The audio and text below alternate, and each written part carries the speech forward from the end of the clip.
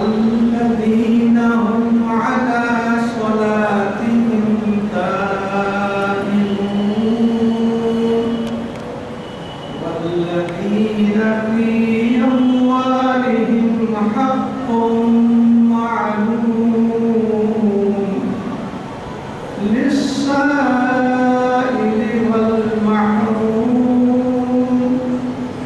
والذين يصدقون بيوم الدين والذين هم من عذاب ربهم مشفقون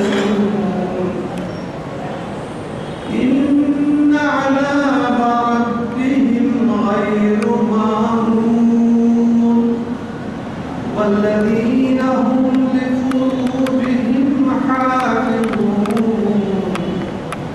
إلا على أزواجهم أو ما ملكت أيمانهم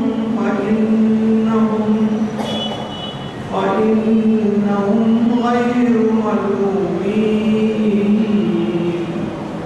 فمن ابتغى وراء ذلك فأولئك هم العادون والذين هم لأماناتهم وعهدهم راعون والذين هم بشهاداتهم قائمون والذين هم على صلاتهم يحافظون أولئك في جنات مكرمون وما للذين كفروا قبلك مهطعين عن اليمين وعن الشمال عزين أيطمع كل امرئ منهم أن يدخل جنة نعيم كلا إنا خلقناهم مما يعلمون فلا أقسم برب المشارق والمغارب إنا لقادرون صدق الله مولانا العظيم وبلغنا رسوله النبي الكريم محترم بزرگ معزز نوجوانوں مسجد پردہ سننے والی ہماری مقدس ماں شفیق بہنوں السلام علیکم ورحمۃ اللہ وبرکاتہ۔ قرآن پاک کی تفسیر سنانے اور سننے سے پیش آئی سب سے پہلے آپ کے ہمارے آقا و سرکار سارے نبیوں اور رسولوں کے سرکار مدینے کے تاجدار اپنے بنی آدم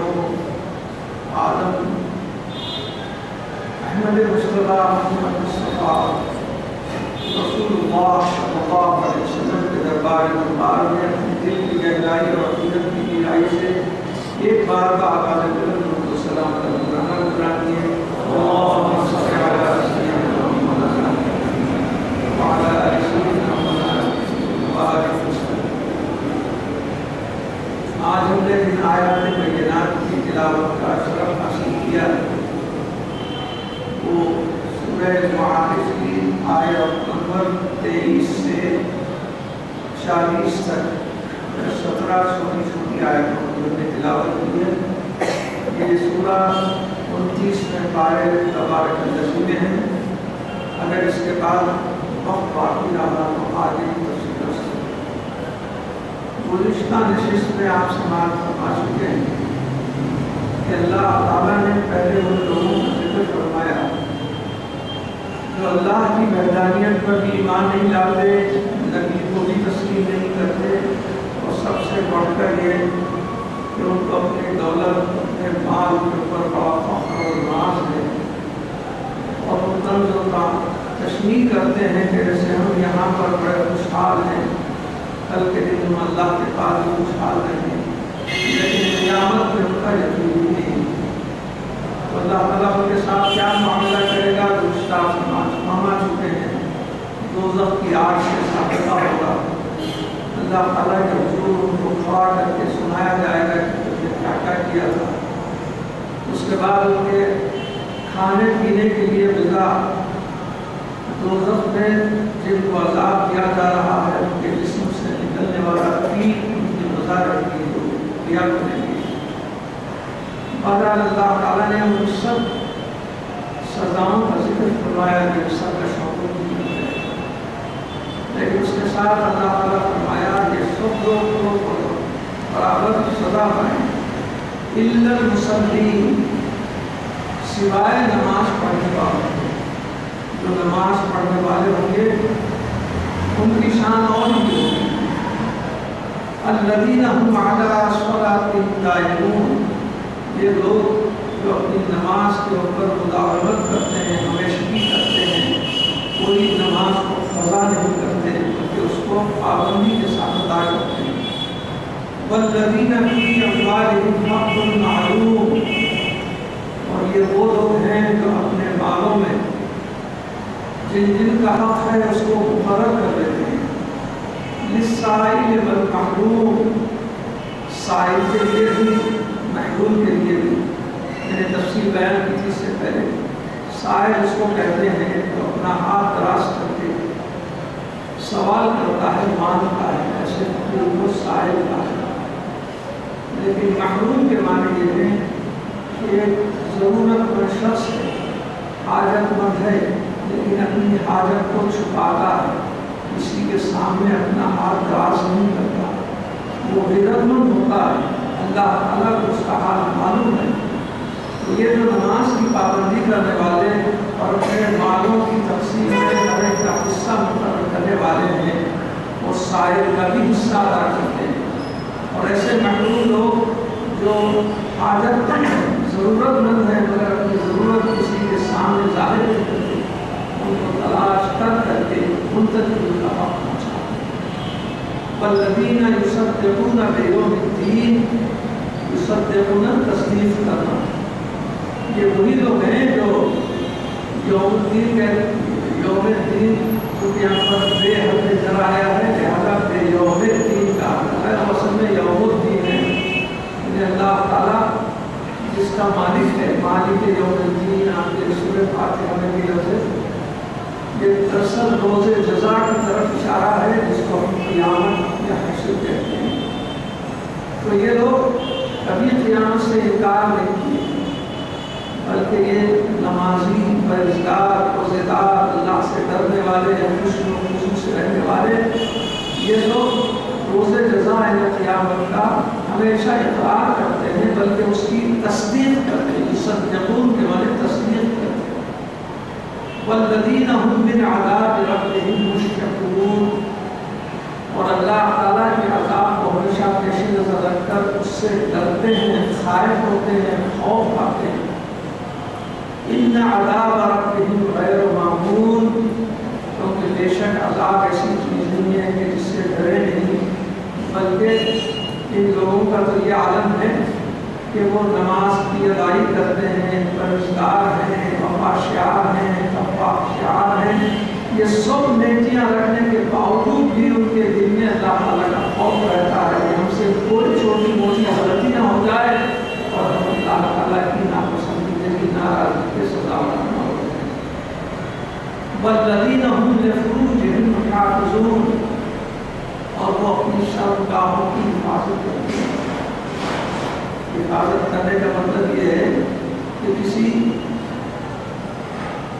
غیر کے اوپر نگاہ بری نہیں ڈالتے، اور جو شریعت میں حلال اور جائز فرمایا گیا ہے صرف اسی سے استفادہ کرتے ہیں، اور حرام کی طرف نظر بھی اٹھانے کے لیے تو ان لوگوں کو فرماتا ہے اپنی شرمگاہوں سے کی حفاظت کرتے ہیں. یہ پہلے تو ان لوگوں کا پورا قصہ جو دوزخی ہے ان کا بیان فرمایا، اور قرآن شریف کا یہ انداز ہے، اسلوب ہے کہ plus minus black and white دونوں کو سامنے رکھ دیتا ہے. پہلے ان لوگوں کا عذابی لوگوں کا تمام واقعات ان کے حالات بیان فرمائیں، اور جو لوگ اللہ کے محبوب ہیں ان لوگوں کی یہ صفتیں بیان فرمائیں. الا علی ازواجہم او ما ملکت ایمانہم فإنہم غیر ملومین. یہ اپنی شرمگاہوں کی حفاظت کرتے ہیں کس طرح کہ اپنی ازواج کے ساتھ وہ ضرور زندگی گزارتے ہیں، یا ان کی جو باندیاں ہیں ان کا جو حق ہے وہ بھی ادا کرتے ہیں. فإنہم غیر ملومین، اس میں کسی قسم کی ملامت نہیں، کوئی شرمندگی نہیں، اور اس کے اندر کسی چیز کو قابل اعتراض نہیں کہا جا سکتا. فَمَنِ ابْتَغَىٰ وَرَاءَ ذَلِكَ فَأُولَٰئِكَ هُمُ الْعَادُونَ. ان کے جو حقوق مقرر ہیں، تعلقات جو بھی، ان کو چھوڑ کر اگر وراء ذالک، وراء کہتے ہیں اس سے زیادہ، اس سے اور بڑھ جائیں اور کوشش کریں. ابتغاء ہے کوشش کرنے کے، جو بھی ایسی کوشش کرتا ہے حدود کو پار کرنے والا، تو وہ حدود کو متجاوز کرنے والا، حدود کو پار کرنے والا ہے. والذین هم لأماناتهم وعهدهم راعون. اور جو لوگ جن کے پاس امانتیں لا کر رکھی جاتی ہیں، جن کے ساتھ کچھ معاہدے ہوتے ہیں، آپس میں ایک دوسرے کے کچھ ایگریمنٹس ہوتے ہیں، تو ان دونوں کی وہ بڑی پابندی کرتے ہیں. والذین هم بشہاداتهم قائمون. اور اگر کسی معاملے میں، کسی مقدمے میں کسی اپنے بھائی کی گواہی دیتے ہیں، وہ شہادت دیتے ہیں، تو اس کے اوپر قائم رہتے ہیں. یہ نہیں کہ آج گواہی دیتی اور کل اس سے انکار کرتی ہے کہ میں زبردستی بولا تھا، ایسا نہیں ہے، غلط ایسا ہے. تو یہ گواہی سچی نہیں ہوتی، جھوٹی ہوتی ہے. کہ پہلے ایک بات اور بعد میں ایک بات ہے. کہ ان لوگوں کی صفت یہ ہے کہ وصف ہے حضرات کا کہ جو اللہ کے بہت ہی محبوب بنتے ہیں، نماز کی پابندی کرتے ہیں، امانتوں کی خیانت نہیں کرتے، کوئی امانت ان کے پاس رکھی گئی ہے تو اس کا استعمال نہیں کرتے، اور جو گواہیاں دیتے ہیں کسی معاملے میں تو وہ گواہی پہ قائم ہیں.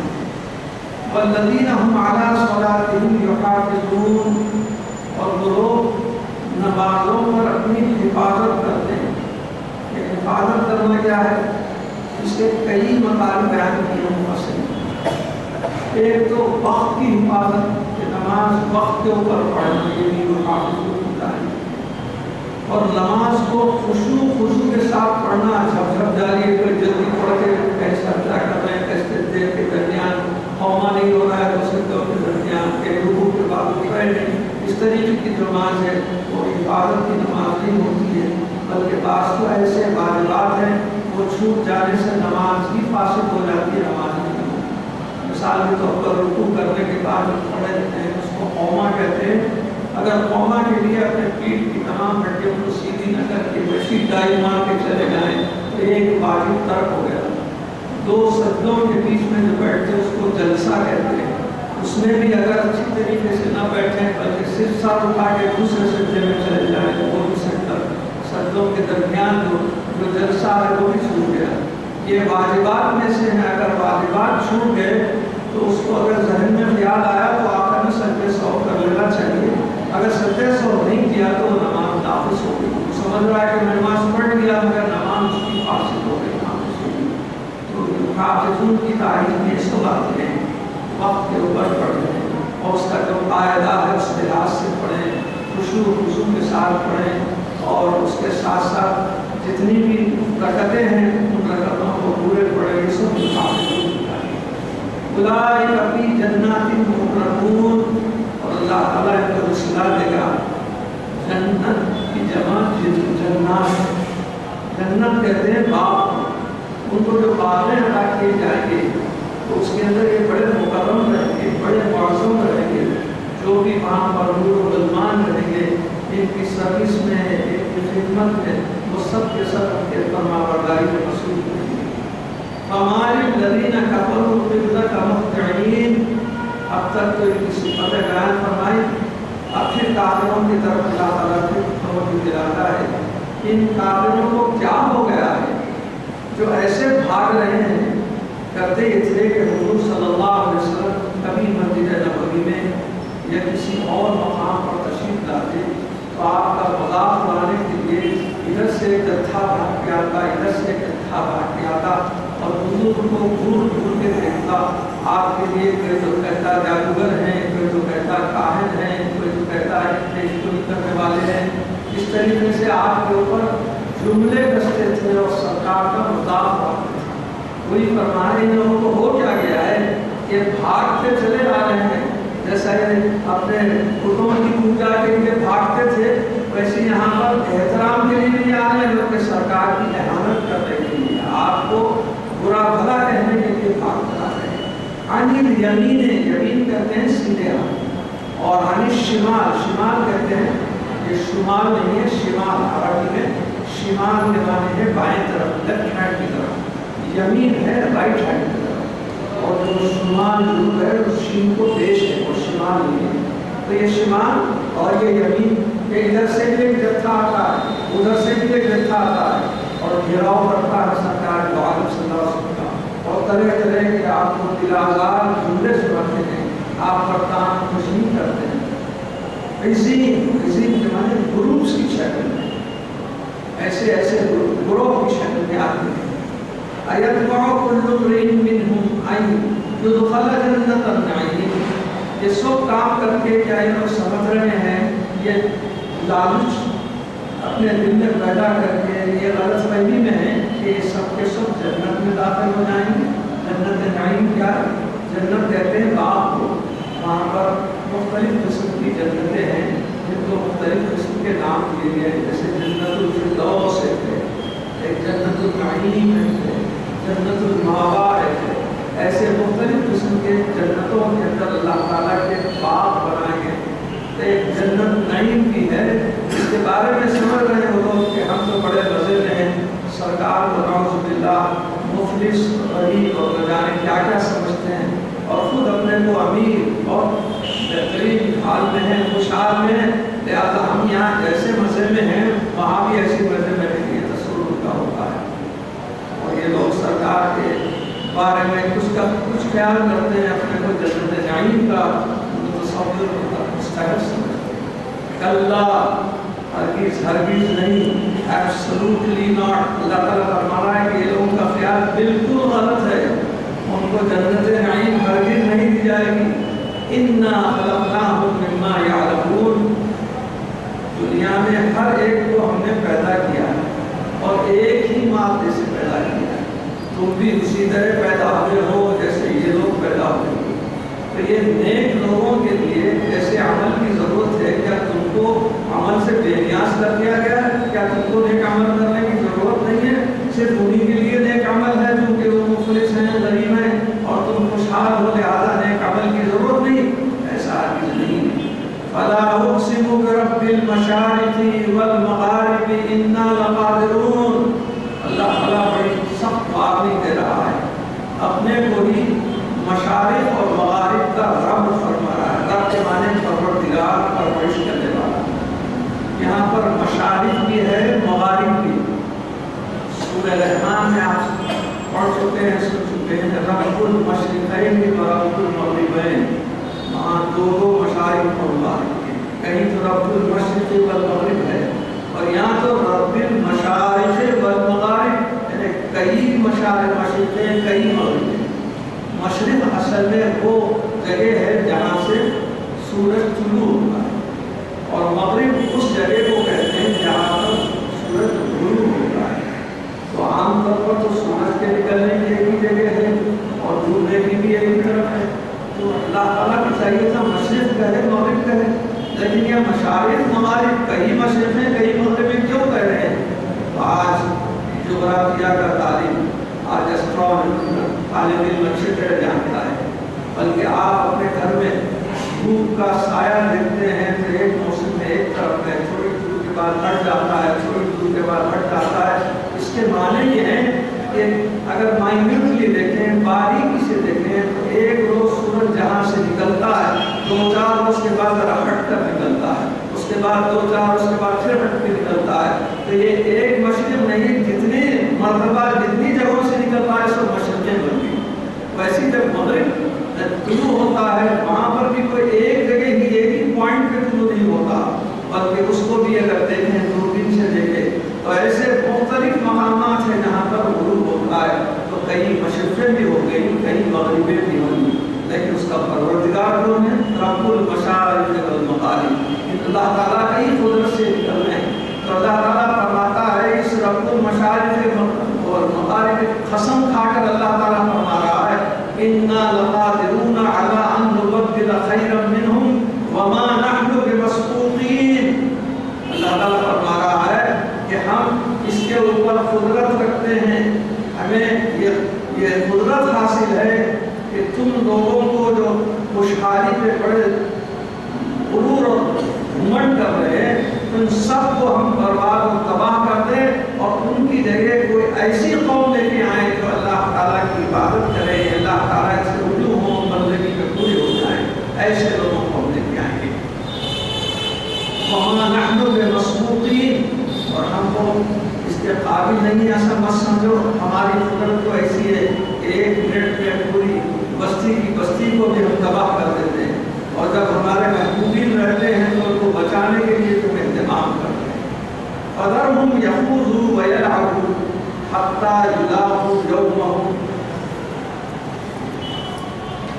يَوْمَهُمُ الَّذِي يُوعَدُونَ. اس کے بعد اللہ تعالیٰ اپنے حبیب کو تسلی دے رہا، سمجھا رہا ہے.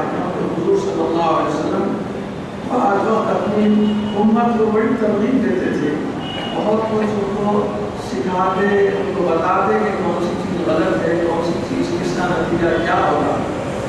اور اگر وہ امت کے لوگ نہیں سنتے تو حضور صلی اللہ علیہ وسلم بڑے افسردہ ہو گئے، بڑے آبادہ ہو جاتے تھے.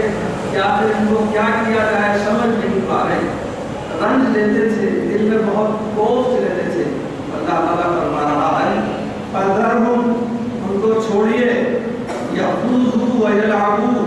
جو کھیل کود میں اور دنیا کے خرافات میں مبتلا ہیں ان لوگوں کو چھوڑیے، ان سے بائیکاٹ کیجیے، قطع تعلق کیجیے. حَتَّىٰ يُلَاقُوا يَوْمَهُمْ.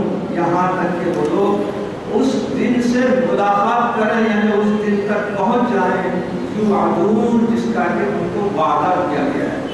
مطلب یہ کہ حضور پر حضور پر اللہ تعالیٰ تسلی دے کر فرماتا ہے آپ اپنی جان کو کھپا رہے ہیں، آپ نے تو اپنے تبلیغ کا تعلیم کا پورا حق ادا کر دیا ہے. اب ان کو توفیق نہیں ہے، ان کے پاس آپ کے تبلیغ کے انوار کو اپنے میں جذب کرنے، ان پر عمل کرنے کی صلاحیت نہیں ہے، تو آپ کیوں غم کھا رہے ہیں؟ آپ چھوڑیے ان کے ہاتھ پہ اور ان کو دیکھیے کہ اس دن تک جس دن کا وعدہ کیا گیا میں نے قیامت تک جب یہ پہنچیں گے تو جب وہاں نکل جائے گا، تو جب ان کو اندازہ ہوگا کہ یہ کیا کر رہے تھے دنیا میں اور اس کا نتیجہ کیا ہوگا. یوم یخرجون من الاجداث سراعا کأنہم الی نصب یوفضون. اجداث جدس جمع جس کے معنی ہے قبر، لحد، گریو. یوم یخرجون وہ دن جبکہ یہ لوگ یخرجون من الاجداث حشر کے دن ہر ایک اپنی اپنی قبر میں سے اٹھے گا. یا کوئی جلایا گیا ہے، کوئی ڈبایا گیا ہے، غرق ہو گیا ہے، تو اس کے جسم کے ذرات جہاں جہاں ہوں گے ان سب کو اللہ تعالیٰ جمع کر کے اس کو زندہ کرے گا. سراعاً بڑی تیزی کے ساتھ، کوئی اس میں دیر نہیں ہوگی، کوئی تاخیر نہیں ہوگی. کأنہم الی نصب یوفضون. ایسے ہی جیسے کہ وہ اپنے دیوتا کے پاس بھاگ رہے ہیں، جیسے سرعت بتاتے ہیں، تیزی بتاتے ہیں، ویسی تیزی کے ساتھ. اور آپ کو کئی مرتبہ آپ کو واقعہ کو سنا چکا ہوں اور اس کا اللہ تعالیٰ نے سورہ بقرہ میں ذکر کیا کہ ابراہیم علیہ السلام اگر سے کہ موت کے بعد اٹھائے جانے کے اوپر یقین اور ایمان رکھتے تھے، مگر اللہ تعالیٰ سے عرض کرنے لگے رب العالمین میں تو یقین رکھتا ہوں مگر وہ منظر دیکھنا چاہتا ہوں کہ تو کیسا لوگوں کو اٹھائے گا جو اپنے قبروں میں ہوں گے یا کوئی پانی میں غرق ہوتے ہوں گے. آپ کو تفصیل معلوم ہے، مختصر یہ کہ اللہ تعالیٰ نے فرمایا تم 4 جانوروں کو پالو اپنے پاس، اس کے بعد ان 4 کو ذبح کرو. جب وہ تمہارے بہت ہی پالتو بن جائیں، پکارتے چلے آئیں، ایسی صورت میں ذبح کرو، اس کا قیمہ بناؤ اور ایک پہاڑ کے اوپر رکھ کے پکارو، مثلا کبوتر ہے تعال یا حمامہ، اے کبوتر چلے آ، آپ دیکھیں گے کہ جو گوشت کے ذرے اس کے اندر ملے ہوئے ہیں اس کو باہر نکلتے جائیں گے، اس سے پھر کبوتر بن جائے گا اور آپ کے پاس بلاتے ہی آپ اس ہاتھ کے پاس پہنچ جائے گا۔ اسی طرح مور ہے، اسی طریقے سے مور ہے، 4 قسم کے جانوروں کو اللہ تعالیٰ نے پالنے کا حکم دیا تھا۔ تو اس طریقے سے جیسے قیامت کے بعد حشر میں سب اٹھیں گے، زندہ ہوں گے، اس کی پوری تفصیل بتا دیا گیا اور اس کا پریکٹیکل ایک ڈیمونسٹریشن بتا دیا گیا۔ تو ابراہیم علیہ السلام اس کے اوپر ایمان تو رکھتے تھے مگر اپنے آنکھوں سے دیکھنے کی جو آنکھوں سے وہ دیکھتی ہے۔ اسی طریقے سے اللہ تعالیٰ فرماتا ہے یوم یخرجون من الاجداث، وہ اپنے خبروں میں سے نکلیں گے جس دن سراعاً بہت تیزی کے ساتھ، کانہم الی نصب یوفضون، جیسا کہ وہ اپنے خدوں کے بعد دیوتاؤں کے بعد بھاگے۔ خاشعۃ ابصارہم، خاشعہ معنی ہے جھکی ہوئی، ابصار بصر کی جمع ہے، بصر کہتے ہیں آنکھ کو، ابصار اس کا پورل معنی ہے کہ اس وقت ان کی حالت ہوگی کہ آنکھیں شرم سے جھکی بھی رہیں گی، ترحقہم ذلہ، اور ذلت ان کے اوپر چھائی بھی رہے گی۔ حشر میں جو یہاں کام کیے تھے، بڑے گھمنڈ میں تھے، وہاں آنے کے بعد ان کو پتہ چلے گا تو ایک تو ان کے اوپر ذلت چھائی بھی رہے گی، آنکھیں ڈر کی وجہ سے، خوف کی وجہ سے نیچے ان کی جھکی بھی ہوگی۔ ذالک اليوم الذی کانوا یوعدون، یہ وہی دن ہے جس کا کہ ان سے وعدہ کیا گیا تھا۔ یوعدون یہ پیسو وائز ہے کہ ان سے جو وعدہ کیا گیا تھا کہ دن کا قیامت، اس کے اوپر تو ایمان ہی نہیں لا رہے تھے، لیکن ہم نے بار بار اپنے نبیوں کے ذریعے ان کو اس طرف توجہ دلائی کہ دیکھو قیامت کے اوپر یقین کرو، ایمان لے آؤ، نہیں ہے تو پھر جب جائیں گے تو قیامت کے دن تم کو اس کا حشر معلوم ہوگا۔ تو یہ وہی دن ہے جس کا کہ ان سے وعدہ کیا گیا۔ یہاں پر سورہ معارج ختم ہو چکا ہے، اس کے بعد سورہ نوح پڑھتا ہے، اس کی بھی آپ ابتدا کرتے ہیں کچھ وقت ہے۔ سورہ نوح کی چند آیتیں جو میں تلاوت کر دیتا ہوں۔ بسم اللہ الرحمن الرحیم، اِنَّا أَرْسَلْنَا نُوحًا إِلَىٰ قَوْمِهِ أَنْ أَنذِرْ قَوْمَكَ مِن قَبْلِ أَنْ يَأْتِيَهُمْ عَذَابٌ أَلِيمٌ۔ قَالَ يَا قَوْمِ إِنِّي لَكُمْ نَذِيرٌ مُّبِينٌ، أَنِ اعْبُدُوا اللَّهَ وَاتَّقُوهُ وَأَطِيعُونِ يَغْفِرْ لَكُم مِّن ذُنُوبِكُمْ وَيُؤَخِّرْكُمْ إِلَىٰ أَجَلٍ مُّسَمًّى، إِنَّ أَجَلَ اللَّهِ إِذَا جَاءَ لَا يُؤَخَّرُ، لَوْ كُنتُمْ تَعْلَمُونَ۔ قَالَ رَبِّ إِنِّي دَعَوْتُ قَوْمِي لَيْلًا وَنَهَارًا فَلَمْ يَزِدْهُمْ دُعَائِي إِلَّا فِرَارًا، وَإِنِّي كُلَّمَا دَعَوْتُهُمْ لِتَغْفِرَ لَهُمْ جَعَلُوا أَصَابِعَهُمْ فِي آذَانِهِمْ وَاسْتَغْشَوْا ثِيَابَهُمْ وَأَصَرُّوا وَاسْتَكْبَرُوا اسْتِكْبَارًا۔ صدق اللہ مولانا العظیم وبلغنا رسوله النبی الکریم۔ یہ سورہ نوح بھی مکی ہے، مکہ معظمہ میں ابتدائی دور میں نازل ہوا تھا۔ اس کے بھی 2 رکوع ہیں اور اس میں 28 آیتیں ہیں، اور یوں تو انبیاء علیہ السلام کے ناموں سے دیگر سورتیں بھی نازل ہوئی۔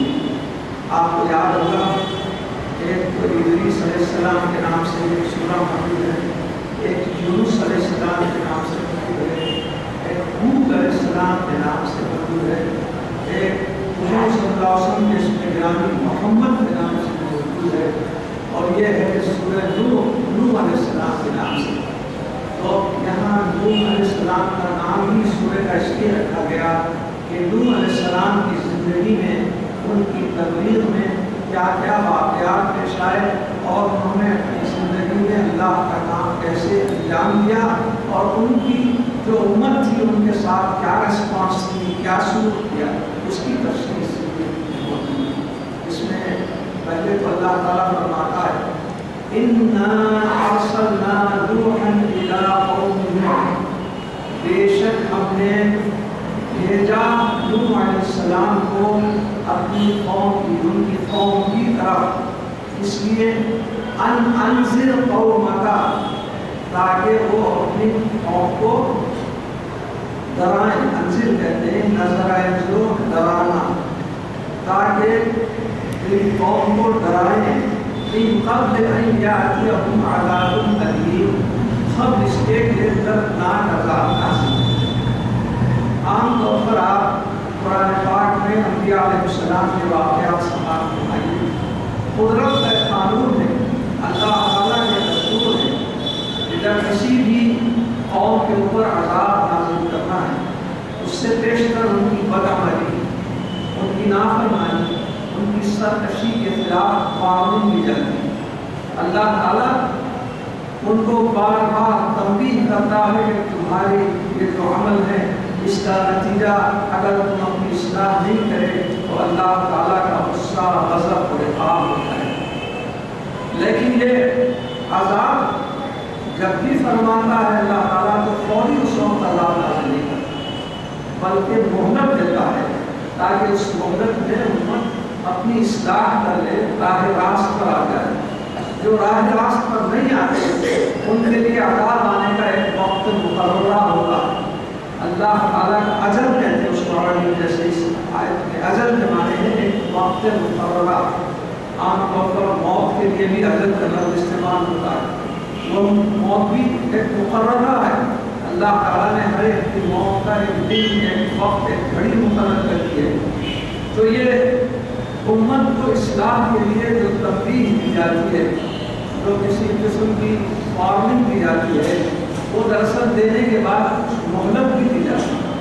اگر مہلت نہ دیں تو پھر اللہ کے دستور کی خلاف ورزی ہوگی۔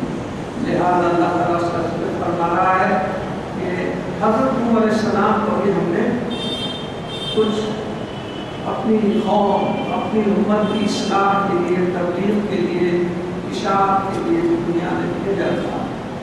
ان انذر قومک، تاکہ تم اپنی قوم کو، اپنی امت کو ڈرائیں۔ ڈرائیں اس سے وہ کام اگر وقت کے مطابق نہیں، احکام کے مطابق نہیں، نافرمانی کا ہو تو اس کا کیا عذاب آتا ہے یہ تم ڈرایا کریں۔ ان یاتیہم عذاب الیم، یہ ڈرائیں کہ اگر تم خلاف ورزی ایسی کرتے رہو تو عذاب علیم، علیم دردناک، بڑا دردناک اللہ کا ایسا عذاب نازل ہوگا کہ کبھی تم کو اس کا تصور بھی نہیں ہوگا۔ اور یہ ہم امت مصطفیٰ صلی اللہ علیہ وسلم کے ایسے خوش نصیب ہیں کہ اللہ تعالیٰ نے قرآن میں فرمایا کہ آپ جب تک ان کے درمیان رہیں گے ہم ویسے عذاب کر دیا آپ کی امت کو پتہ نہیں۔ بعض حضرات یہ سنتے ہیں کہ سرکار کچھ ایسے مثال فرما گئے، پردہ کر گئے، تو کیا پردہ کرنے کے بعد اللہ نازل ہونا چاہیے کوئی ایسی صورت بننا، کہیں بندروں کی صورت بننا نہیں؟ اہل سنت و جماعت کا یہ عقیدہ ہے کہ حضور پردہ تو فرمائے ہیں مگر باحیات موجود ہیں، زندگی موجود ہے، کوئی عذاب نہیں آ سکتا۔ آپ کی امت میں سے کوئی سور کی صورت نہیں بنایا جائے گا، کسی کو بندر کی صورت نہیں بنایا جائے گا۔ پہلے کی امتوں کے عذاب اللہ تعالیٰ نے جیسے کیے تھے اپنے محبوب کی امت کو ایسا ہرگز عذاب نہ دیا۔ اس کے بعد فرما رہا ہے قال یا قوم انی لکم نذیر مبین۔ حضرت نوح علیہ السلام نے بولا، فرمایا اے میرے امتیوں انی لکم نذیر مبین، میں تو اللہ کی طرف سے صاف صریح، کوئی چھپا چھپایا نہیں، کوئی مشکوک مشتبہ نہیں، واضح طور پر میں تمہیں ڈرانے کے لیے آیا ہوں۔ اللہ تعالیٰ نے مجھے بھیجا ہے تمہارے تمام برے کام اور گناہوں سے بچنے کے لیے، مجھے ڈرانے کے لیے بھیجا ہے۔ ان اعبدوا اللہ واتقوہ واطیعون، کیا ڈرانا ہے؟ ان اعبدوا اللہ، اللہ تعالیٰ کی عبادت کرو، واتقوہ، اور اس سے ڈرو، واطیعون، اور اس کی اطاعت کرو۔ تو آپ کے مشن کے جملہ 3 پوائنٹس تھے۔ سب سے پہلے کسی بھی غیر خدا باطل معبود کسی کی بھی تم پوجا پاٹ مت کرو۔ اگر تمہیں عبادت کرنا ہے تو صرف وحدہ لا شریک لہ کی عبادت کرو۔ یہ پہلی بنیاد تھی جس کے لیے آپ اس کی تعلیم دینے کے لیے، تربیت دینے کے لیے۔ دوسرا یہ واتقوہ، تقوی اختیار کرو۔ تقوی کیا ہوتا ہے؟ اللہ تعالیٰ کی ذات سے ڈرنا، خوف پیدا کرنا، اور اس کا تصور ہمارے حضور صلی اللہ علیہ وسلم نے فرمایا کہ دیکھو جب تم نماز پڑھ رہے ہو تو یہ سمجھو کہ تم اللہ تعالیٰ کو دیکھ رہے ہو۔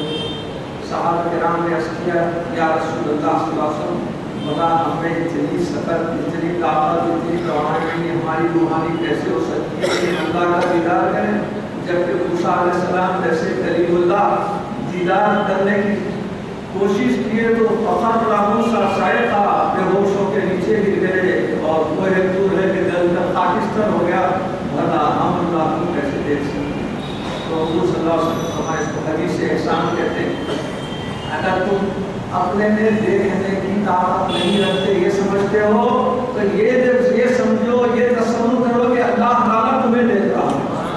خدا تعالیٰ جب دیکھ رہا ہے، آفیسز میں آپ آج کل دیکھ رہے ہیں کہ کچھ ایسے بڑے ڈائریکٹر کے چیمبر میں ایسے ٹی وی سیٹس یا کیمراز لگا دیے جاتے ہیں کہ پوری فیکٹری کے ہر سیکشن میں کون سا امپلائی کیا کام کر رہا ہے اس کے چیمبر میں سب نظر آ جاتا ہے کہ کام برابر کر رہا ہے یا نہیں، یہ سب چیزیں۔ تو دنیا کا ایک بھاری ترکاری کھانے والا انسان اس طریقے سے مشاہدہ کر سکتا ہے۔ جب اللہ تعالیٰ دیکھ رہا ہے تو پھر اس تصور سے عبادت کیسی خوشبو والی ہو جائے گی؟ اللہ تعالیٰ دیکھ رہا ہے، یہ تصور کرتے ہیں۔ یہ تقویٰ ہے، اللہ سے ڈرنا ہے۔ اور ایک میں آپ کو تقویٰ کا ایک چھوٹا سا نقطہ بیان کرتا ہوں۔ حضرت امام اعظم رضی اللہ عنہ کے آپ 929 میں تعبیر میں مطابقت کرنے والے ان کے فقہ پر چلنے والے حضرت امام اعظم رحمۃ اللہ علیہ سے کچھ لوگ، چند اسٹوڈنٹس تھے آپ کے، کچھ مسئلہ پوچھنے کے لیے نکلے۔ دیکھے تو کیا ہے، حضرت نہ مکان میں ہے نہ مسجد میں ہے، اور کپڑے کی تجارت کرتے تھے نہ دکان پہ ہے۔ ان کو سمجھ میں نہیں آیا کہ حضرت سے ملنے کے لیے کہاں جائیں۔ ایسے جاتے جاتے راستے میں دیکھے کہ نہر کے کنارے بیٹھے ہوئے ہیں اور اپنے دامن کے اوپر ایک چھوٹا سا چھینٹا کیچڑ کا پڑ گیا تو اس کو دھو رہے ہیں۔ یہ لوگ کھڑے ہو گئے۔ حضرت کا حال یہ ہے کہ 10 منٹ تک دھوتے ہی دھوتے رہے۔ جب آپ اٹھے تو یہ لوگ سلام رکھ کے کرنے لگے، حضور تو ہم کوئی دوسرا ہی مسئلہ پوچھنے آئے تھے، لیکن اب ہم یہ مسئلہ پوچھتے ہیں۔ آپ تو ہم کو یہ مسئلہ بتاتے ہیں کہ اگر ہتھیلی برابر بھی نجاست خفیشی لگ جائے تو نماز ہو جاتی ہے، عبادت ہو جاتی ہے، اور آپ کا معاملہ یہ ہے ایک خطرہ، ایک چھینٹا پڑ گیا ہے دامن پہ تو 10 منٹ تک دھو رہے ہیں، یا پھر یہ کیا معاملہ ہے؟ کیا آپ کے لیے مسئلہ الگ ہے، ہمارے لیے مسئلہ الگ ہے؟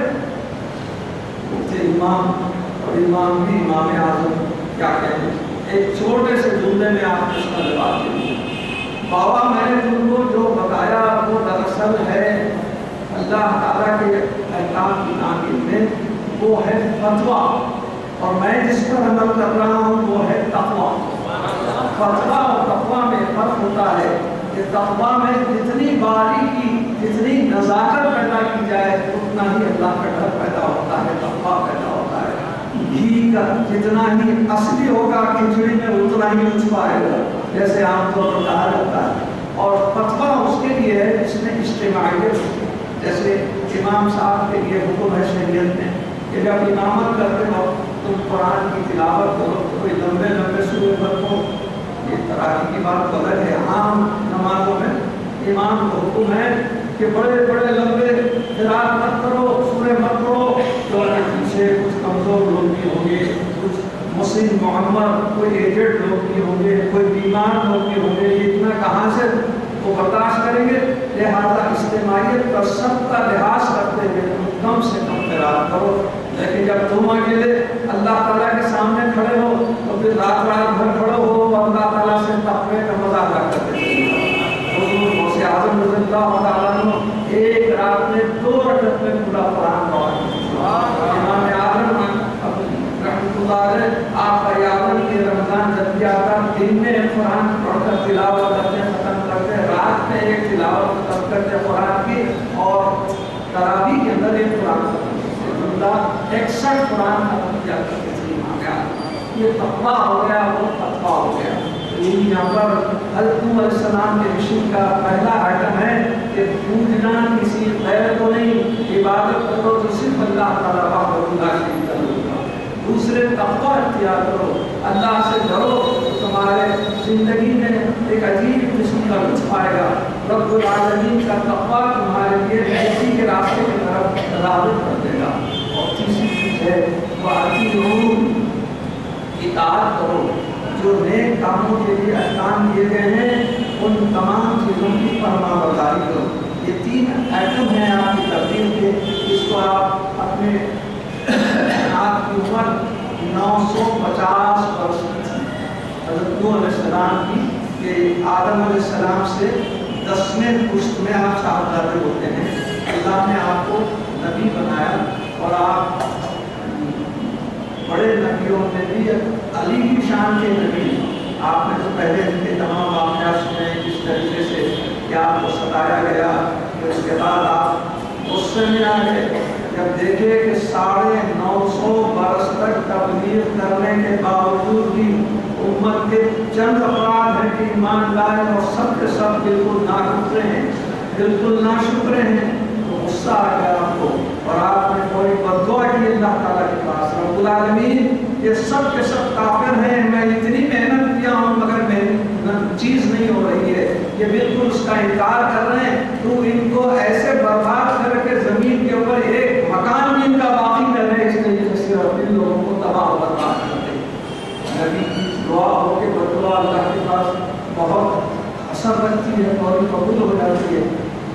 اللہ تعالیٰ نے طوفان نوح کا انتظام فرمایا اور وہ پوری تفصیلات کے سن چکے ہیں کہ کیسے آپ کو کشتی بنانے کے لیے اللہ تعالیٰ نے حکم دیا، اور اس کے بعد کشتی میں آپ جیسے ہی ایک ایک جوڑا لے کر اتر گئے تو اپنے جتنے بھی لوگ آپ کی کشتی میں رہے وہی بچے، آپ کی دنیا تمام میں جتنے لوگ تھے سب کے سب تباہ و برباد ہو گئے۔ میں دوسرے معنی میں عالم ثانی بن گیا کہ آپ کے بعد جو لوگ بچ گئے آپ کی جو کشتی میں رہ گئے، آج دنیا میں جتنے کسان ہیں ان کی اولاد میں سے ہیں، ان کی نسل میں سے۔ بڑی تفصیل ہے اس کی بات، یہاں پر اللہ تعالیٰ فرما رہا ہے یہ تینوں نکات کے اوپر تم عمل کرو تو ایسی صورت میں یغفر لکم من ذنوبکم، اللہ تعالیٰ تمہارے گناہوں کو معاف فرما دے گا، مغفرت سے تمہیں نوازے گا، وَيُؤَخِّرْكُمْ إِلَىٰ أَجَلٍ مُّسَمًّى، اور جو عذاب آنے کا وقت مقررہ ہے اس کو اللہ تعالیٰ مؤخر کر دے گا، یعنی پوسٹپون کر دے گا، اس کو اور آگے بڑھا دے گا۔ تم اگر اللہ تعالیٰ کی حمد و ثنا کیے بغیر، عبادت کیے بغیر باطل خداؤں کو پوچھتے رہیں گے تو پھر اللہ تعالیٰ کو غصہ آ جائے گا، عذاب اپنے وقت کے برابر ہو جائے گا۔ یوم ان اجل اللہ، بے شک اللہ تعالیٰ کی طرف سے جو موت کا یا تباہی کا حکم ہوتا ہے، جب میں نے حکم اللہ کا حکم ہے، اذا جاء لا یؤخر، جب وہ آنے کا وقت آتا ہے تو پھر وہ پوسٹپون نہیں ہوتا بلکہ تمہاری سرکشی ہے تو برابر وقت کے اوپر چلے آ جاتا ہے۔ لو کنتم تعلمون، اگر تم اس سے واقف ہوتے، تم اگر اس سے جانتے۔ قال رب انی دعوت قومی لیلا ونہارا، نوح علیہ السلام اللہ تعالیٰ کی جناب میں سے کرتے ہیں، بارے رہا میں 950 برس تو مجھے عمر دیا، اس میں لیلم و نہارا، رات میں اور دن میں ان لوگوں کے پیچھے میں طرح طرح کے راستوں سے طرح طرح کے طریقوں سے ان کو میں ترغیب کیا کہ ایمان لے آؤ، لیکن دعوت دیا، دعوت قومی، میں اپنی قوم کو دعوت دیا، لیلم و نہارا، لیل کہتے ہیں رات کو، نہار کہتے ہیں دن کو، دن رات میں اسی میں مصروف رہا، فلم یزدہم دعائی الا فرارا، میں جتنی دعا زیادہ کرتا، دعوت جتنی ان کو دیتا تھا، وہی یہ لوگ میرے سے بالکل بٹھا کے دور ہو جاتے تھے، فرار ہو جاتے تھے۔ وَإِنِّي كُلَّمَا دَعَوْتُهُمْ لِتَغْفِرَ لَهُمْ جَعَلُوا أَصَابِعَهُمْ فِي آذَانِهِمْ وَاسْتَغْشَوْا ثِيَابَهُمْ وَأَصَرُّوا وَاسْتَكْبَرُوا اسْتِكْبَارًا، اور جب کبھی میں ان کو دعوت دیتا، انہیں بلاتا، لِتَغْفِرَ لَهُمْ تاکہ ان کی بخشش کا سامان مہیا ہو جائے، جَعَلُوا أَصَابِعَهُمْ، اصابع اصبع کی جمع ہے، اصبع کہتے ہیں انگلی کو، اصابع اس کا پلورل ہے، فی آذانہم، آذان اذن کی جمع ہے، اذن کہتے ہیں کان کو، آذان مانے کانوں کو، تو جب بھی میں ان کو بلاتا آپ کی طرف تو یہ لوگ اپنی انگلیاں اپنے کانوں میں رکھ لیتے تھے تاکہ پیام حق بھی ان کے کان میں سننے نہ پائے، وہ اس وجہ سے وہ اپنے انگلیاں رکھ لیا کرتے تھے۔ وَاسْتَغْشَوْا ثِيَابَهُمْ، یہی نہیں بلکہ کپڑے اپنے اوپر ڈال لیتے تھے تاکہ مجھے دیکھیں بھی نہیں، ان کو کان میں سنائی بھی نہ دے۔ وَأَصَرُّوا، اور اس کے اوپر بڑا اصرار کرتے تھے، زور کیا کرتے تھے، وَاسْتَكْبَرُوا اسْتِكْبَارًا، اور ان کو بڑا غرور، بڑا متکبر تھے، بہت ہی گھمنڈ تھا ان کو، اس میں اور لوگ گھمنڈ کرا ہوا۔ یہاں تک ہمارے تفسیر مکمل کرتے ہیں، انشاءاللہ بقیہ اس کا آئندہ نشست۔ آج کی حدیث شریف سماعت فرمائیے، یہ آخری اشرا ہے اس کے مناسبت سے میں بیہقی کی ایک حدیث شریف ہے، طبرانی اور بیہقی دونوں ملے ہیں۔ ان حسین بن علی رضی اللہ تعالیٰ عنہ، اس کے راوی ہیں حسین رضی اللہ عنہ، فرماتے ہیں اعتکاف و عشر کی رمضان کحجتین وعمرتین، حضرت امام حسین رضی اللہ عنہ سے روایت ہے ان رسول اللہ صلی اللہ علیہ وسلم قال، بے شک اللہ تعالیٰ کے رسول نے فرمایا کہ اعتکاف و عشر فی رمضان، رمضان مبارک کے جو آخری عشرے کا اعتکاف کرتے ہیں، اعتکاف میں بیٹھتے ہیں، کحجتین وعمرتین، یہ دو حج کرنے اور دو عمرے کرنے کا اس میں ثواب رکھا ہوا ہے۔ یہ ایسا ہی ہے کہ دو عمرے کیا، ایک اعتکاف کیا تو اس کا ثواب اتنا ہے کہ جیسے وہ دو حج کیا یا دو عمرے اور دو عمرے کیا، یعنی اور وہ حجتین و عمرتین، دو حج اور دو عمرے کا ثواب اس کو اللہ تعالیٰ عطا ہے۔ طبرانی اور بیہقی کی حدیث ہے، اس کا مطلب تو آپ سمجھ کے سنیے، لیکن آپ اور کریں تو اللہ تعالیٰ اعتکاف کے لیے ہمیں کیسے کیسی بہترین ترغیب دیا ہے۔ لوگ جو عمرے کو جاتے ہیں ان سے پوچھیے کتنی مشقت محنت کر کے، کتنا روپیہ خرچ کر کے وہاں مکہ معظمہ جاتے ہیں اور اس کے بعد عمرہ کرتے ہیں، اور یہاں اللہ تعالیٰ فرما رہا ہے کہ تم یہاں پر صرف اعتکاف بیٹھو تو اللہ تعالیٰ تم کو دو عمروں کا ثواب دے دیتا ہے۔ یہی نہیں، حج کے لیے کہ آپ جانتے ہیں کہ کتنی محنت کرنی پڑتی ہے، پورا اندازی ہوتی ہے، پہلے تو پانی ٹریول کے ذریعے جائے تو اب تو 3 لاکھ 3.5 لاکھ انہوں نے کر دیا ہے، جانا آسان نہیں ہے اس کے لیے، مگر اس سب کرنے کے باوجود بھی آپ جب حج کو گئے، ایک سال میں صرف ایک ہی حج کر سکتے ہیں، 2 حج نہیں کر سکتے، عمرے کم از کم 2 کر سکتے ہیں، ایک آج کیے ایک کل کیے، مگر حج تو اس سال کیے بعد آئندہ سال ہی حج ہوگا، مگر کیا اللہ تعالیٰ کا فضل و کرم ہے، کیا رحمت ہے حضور صلی اللہ علیہ وسلم کہ جو اعتکاف کر لیتا ہے تو اس کو 2 حج کا ثواب ایٹ اے ٹائم بوقت بھاری ہوتا ہے۔ رب العالمین کی کیا مہربانی ہے، کیا عنایت ہے، کیا نوازش ہے۔ اسی لیے میں اکثر کہا کرتا ہوں کہ پہلی کی جو امتیں تھیں ان کو رحمت تلاش کرتی تھی، رحمت کو وہ تلاش کرتے تھے کہ رحمت کیسی ہے، کہاں ہے، حاصل کریں، مگر امت مصطفیٰ دفعہ ایسی خوش نصیب ہے کہ رحمت ہی کو تلاش کرتی ہے کہ کسی نہ کسی بہانے سے اللہ تعالیٰ کو رحمت یہ اعتکاف یہ تو حدیث ہو گیا. آج فقہی مسئلہ وہ بھی میں اعتکاف پر سنا دیتا ہوں.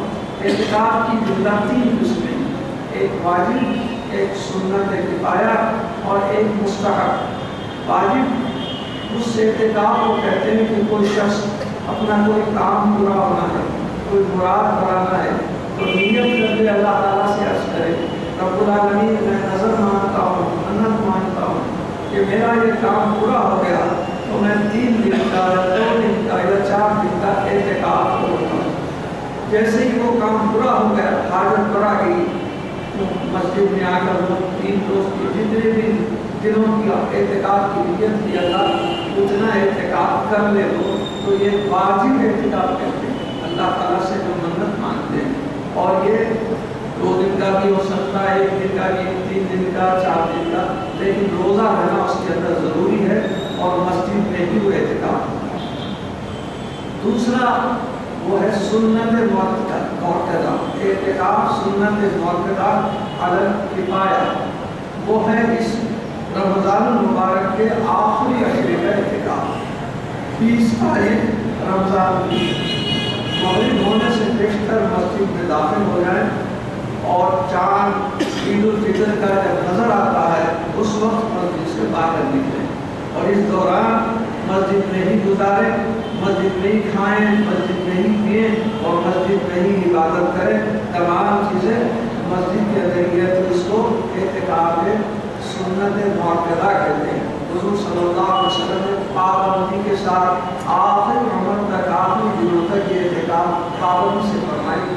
صرف 1 سال آپ کو کسی وجہ سے اعتکاف نہ کر سکے تھے آپ، تو دوسرے سال آپ 2 اعتکاف یعنی 20 دن کا اعتکاف کر کے اس کا کمپنسیشن کریں. تو یہ اعتکاف کیا ہے؟ دراصل اللہ تعالیٰ کے جناب نے سب سے توڑ اور رب سے جوڑ کا ایک بہترین فارمولا، کیونکہ اللہ تعالیٰ سے قریب ہونے کے لیے سب جتنے متعلقین ہیں ان سے مد تعلق کر لینا پڑتا ہے. اس کے گھر میں آ کے بیٹھ کے یا یوں سمجھیے کہ کوئی چیز اللہ تعالیٰ سے مغفرت مانگنا ہے، اس کے دہلیز پہ آ کے بیٹھ کے، جیسا کہ دنیا میں ہوتا ہے کوئی فقیر ہے کسی گھر کے اوپر آ کے بیٹھتا ہے کہ میں لے کر ہی جاؤں گا، اسی طریقے سے اعتکاف والا بھی اللہ کے نام میں آ کے بڑے فخر کے ساتھ کہہ جاتا کہ میں تیرے سے لے کر ہی جاؤں گا، اپنی مغفرت حاصل کر کے ہی جاؤں گا. یہ اعتکاف دراصل اللہ تعالیٰ کی ایسی نعمت ہے. دوسری قوموں میں بھی لوگ بیچلر رہنے کی عادت ڈال دیتے ہیں. بعض ایسے ہوتے ہیں جو بغیر شادی کے زندگی گزارتے ہیں، جیسے کرسچینس میں کوئی برادر کے نام سے، کوئی فادر کے نام سے رہتے ہیں، عورتوں میں ننس کے نام سے رہتے ہیں اور یہ لوگ کہتے ہیں کہ ہم شادی نہیں کرتے. حالانکہ اللہ تعالیٰ نے ہر ایک کو سیکس جنس کی ایک طاقت عطا فرمایا ہے اور اس کو دبا کے رکھنا دراصل فطرت کے خلاف کام کرنے کے برابر ہے. چنانچہ آپ اخبارات میں پڑھتے ہوں گے کہ یہ عیسائی جو لوگ اپنے کو بغیر شادی رکھتے ہیں ان لوگوں سے جتنی بدکاریاں ہوتی ہیں کسی سے نہیں ہوتی. ان کے تو پوپ بھی معافی چاہتے ہیں. یہ لوگ اپنے بچوں کے ساتھ، لڑکوں کے ساتھ، عورتوں کے ساتھ جو جنسی بدکاریاں کرتے ہیں اس کی معافی پوپ صاحب کرتے ہیں. تو اس طریقے سے بغیر شادی زندگی گزار ہی نہیں سکتے. اسی لیے حضور نے فرمایا ان نکاح من سنتی، میری سنت تو یہ ہے کہ نکاح بھی کرو اور جب وہ اللہ تعالیٰ سے قرب اور اتنا نزدیکی حاصل کرنا ہے تو رمضان کے آخری عشرے میں یہ اعتکاف کر دو. یہ اس کی صورت ہے جیسے حضور صلی اللہ علیہ وسلم غار حرا میں اپنی آخری دن گزارتے تھے. یہ اعتکاف بھی اسی کی ترجمانی کرتا ہے.